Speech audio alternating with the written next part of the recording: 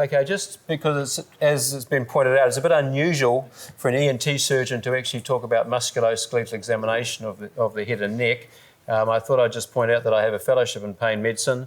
For the last 6 years, I've been examining for the Faculty of Pain Medicine, and I was one of 3 people who, for the Australian College of the Faculty of Pain Medicine, we actually put together the curriculum for the orofacial pain section. So I've actually written 3 book chapters on orofacial pain. Because of my association with the Faculty of Pain Medicine, the osteopaths approached me and asked me if I would write a chapter in what is a standard osteopathic textbook.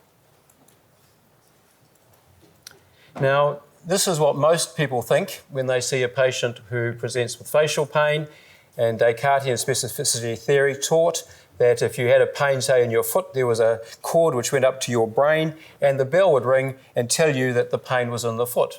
So you and I see patients and they've got pain over their sinuses here and here, so it's obvious, using Descartesian theory, that the pain has to be coming from their sinuses. As we all know, when we were at medical school, some of these ideas actually changed, but it was only in the late 1950s when the gate theory of pain by Melzack and Wall came in, and Melzack and Wall taught that basically the spinal cord and the brain could influence incoming pain messages. The current theories, and I can speak all day talking about pain theories, but the current pain theories are that in chronic pain and even in acute pain, the brain enters a state of increased sensitivity or central sensitization.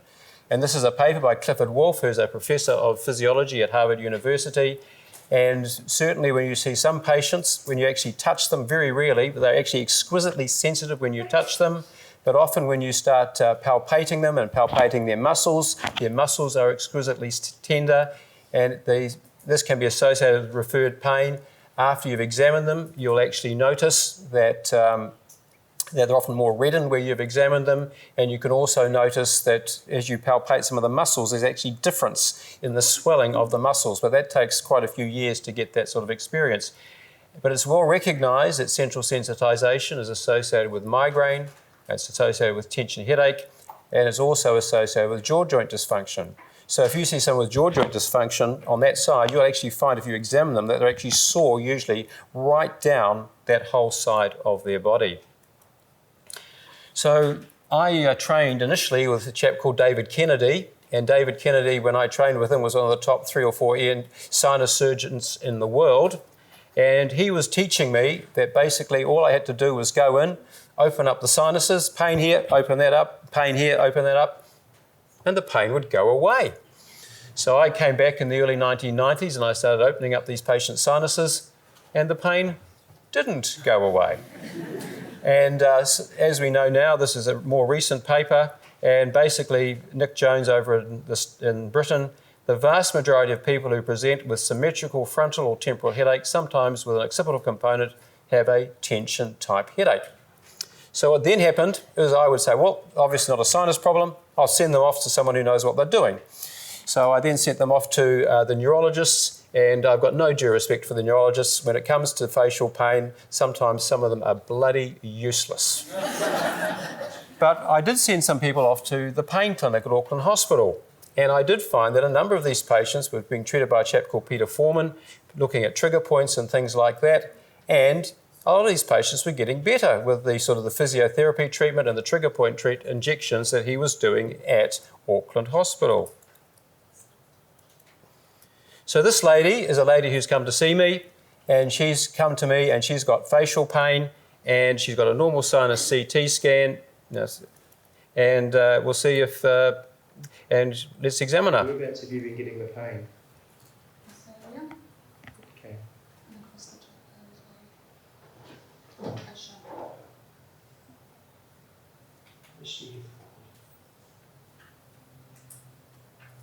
do you get the pain? You can feel the pain as I'm pushing there. So I'm examining her sternocleidomastoid muscle, and she's actually getting a referred pain to where I'm actually palpating her muscle. So this is a textbook. This is what the physiotherapists use in their first year, the chiropractors use, and the osteopaths use. It first got published 30 years ago. How many people have actually read it? Anyone? So this is a basic musculoskeletal textbook which is used by all the musculoskeletal health professionals. So this is the sternocleidomastoid muscle. It's got 2 divisions.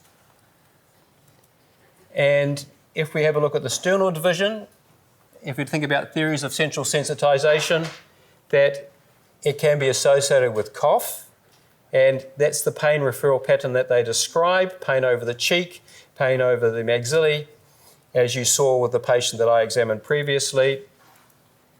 And if you look at the clavicular division, it can be associated with pain over the frontal sinus if it's tender. It can be associated with ear pain.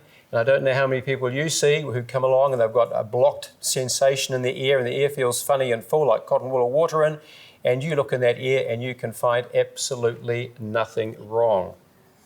Interestingly enough, when there's dysfunction in this muscle, it can be associated with poor balance because the muscle has an important role orientating the head to the rest of the body. And I've even had about half a dozen patients who've come along with intractable tinnitus, seen a whole lot of other people, and if they've done some work on that muscle, then their tinnitus has actually got better. So, as I mentioned previously a little bit, if you have tenderness in the sternocleidomastoid muscle, is associated with whiplash, it's associated with migraine, it's associated with cervicogenic headache, and it's associated with a tension type headache picture. So when you see the patient coming in, let's have a look at them. One of the first things you'll see if someone's got, say, sinus pain is that the way that they come in is they usually come in and they're like this, and I can't do it very well, they're usually like this. And so they're coming in like that, which is what happens when you're working on a computer and looking at your cell phone all day. If you start examining them, you'll find that they've got restricted movement. And if you actually look at them even more closely, they say, how the hell can you tell you've got pain on that side? Because their shoulder's up a bit more, there's more tension in the muscles there, and their shoulder is held more rounded. So basically when the patients come in, if you look at them, the patients with the head and neck pain are like this, and they're breathing up here. The patients who haven't got the head and neck pain, and you're seeing them for other reasons, are actually breathing slowly in a relaxed diaphragmatic fashion down here, which is, I shouldn't be looking at some of the audience, which is what the Indians have taught us for 2,000 years as being useful and beneficial to our health. Now, the first thing that people say, well, look, what's normal? Breathing up here or breathing down here? Here I have a fetus, and this is a fetus in the womb, and you can see the fetus breathing, and there's the ribs, there's the liver. All babies come into the world breathing in a relaxed diaphragmatic fashion. You can go to J.B. West's Respiratory Physiology, the undergraduate medical textbook, and they will teach you get 5 mils of oxygen per mil up here, and you get about 60 mils of oxygen for every breath. So it's more physiologically efficient. If you go to J.B. West's Respiratory Physiology, they also say it takes up to 30% of the energy in the body to breathe up here. It takes 5% of the energy in the body to breathe down there. When you breathe up here, one of the first things that happens is that you've got your pectoralis minor muscle, and that will pull your shoulders forward like that. And if you start examining these patients, you will find that they are very sore as the pectoralis minor muscle attaches into the coracoid process. So what then happens is they're like this because they're breathing up here, and then you've got your trapezius and you've got your levator scapulae muscle, and as you're examining that, you'll find that here, right in the midline of the trapezius is often sore. If you actually then go back and you palpate levator scapulae, as it goes into the scapulae, they're sore there. And if you actually go all the way down, the scapula between that and your backbone, they're often very, very sore down that side as well. Now, the other thing that happens is that sometimes, if you start talking a bit more, is scalenus anterior will actually pull up the first rib, and that can compress the nerve and blood supply to the hand. And do you get tingling in your fingers? Here am I palpating scalenus anterior. Just.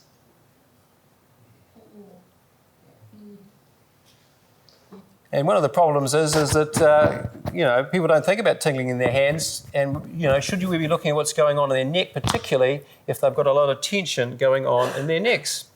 So as I mentioned before, we've talked about some of these muscles. The sternocleidomastoid muscle is an important muscle of accessory respiration, muscular respiration, and people who use this muscle pulls their head forward like that, and they get tight and sore in there. And what then happens is that the head goes forward like that, and then all of a sudden you have got a great weight of the skull, which can't actually be balancing on your cervical spine.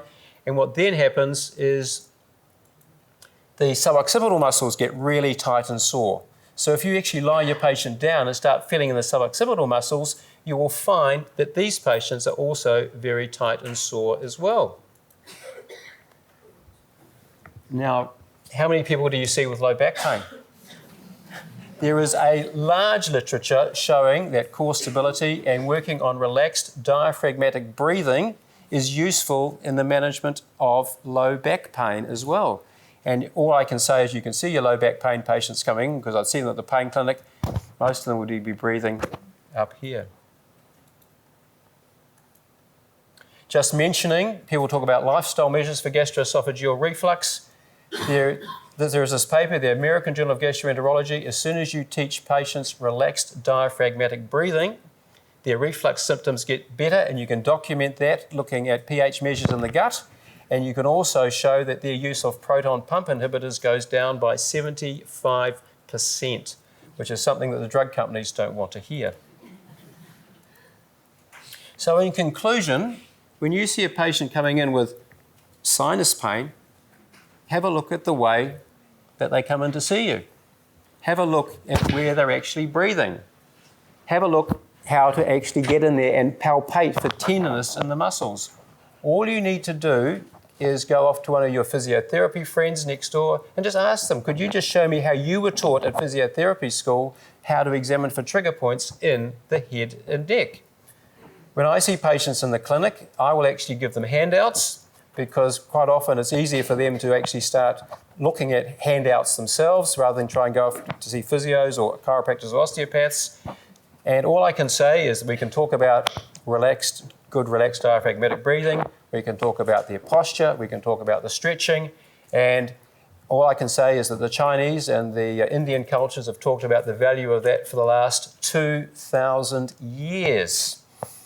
And I also give patients, and I give them handouts, and some patients do very well themselves, about how to actually just self-massage the muscles themselves, so they can go home, put a wheat bag on and do some massage. And I've got some patients, particularly when you're working in the public system, they're able to go and do that themselves, and it saves them having to be referred on to physiotherapy.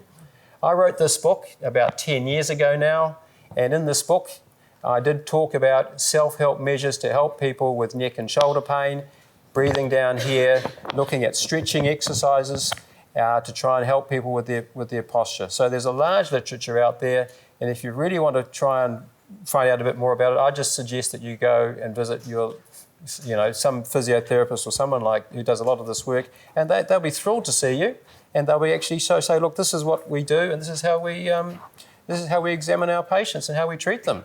And I'm not going to go into the Cochrane database, but there's a lot of evidence of what they do. Cochrane database saying it helps people with tension headaches and things like that, and yet it gets totally ignored at medical school and other health areas.